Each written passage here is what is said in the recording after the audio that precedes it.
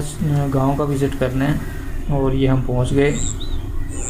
ये सुबह का मंज़र है गांव का, बहुत खूबसूरत। ये ज़रा यहाँ पे वो ट्यूबवेल के लिए कमरा बनाया हुआ है, मशीन वगैरह लगी हुई है। ये पानी वाला हौज़ है। जुनैद भाई ज़रा जल्दी आना यार, काम है, चलना है फिर। ये मैं आपको दिखाता हूँ, ये हौज़ है बड़ा वाला।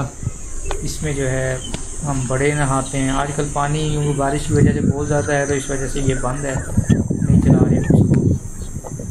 तो मैं आपको ये दिखाता हूँ, ये छोटा हौज़ भी है साथ, यहाँ बच्चों के लिए बनाया हुआ है। इसमें बच्चे अक्सर नहाते हैं। ये आगे डिवाइड हो जाता है सारा पानी। ये घास है जानवरों के लिए।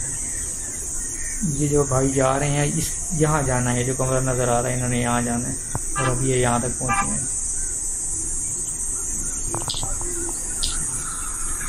ये मामू हैं, बहुत ज़्यादा अच्छे शफीक इंसान हैं। ये ज़रा घरों वाला मंजर है, जहाँ पे घर हैं। ये बिल्कुल देखें, घरों के सामने बिल्कुल नहर गुजर रही है। इसमें कई मरतबा यहाँ बच्चे भी गिर जाते हैं। मेरी छोटी बहन भी गिर गई थी इसमें एक मरतबा, फिर पकड़ी गई बहरहाल।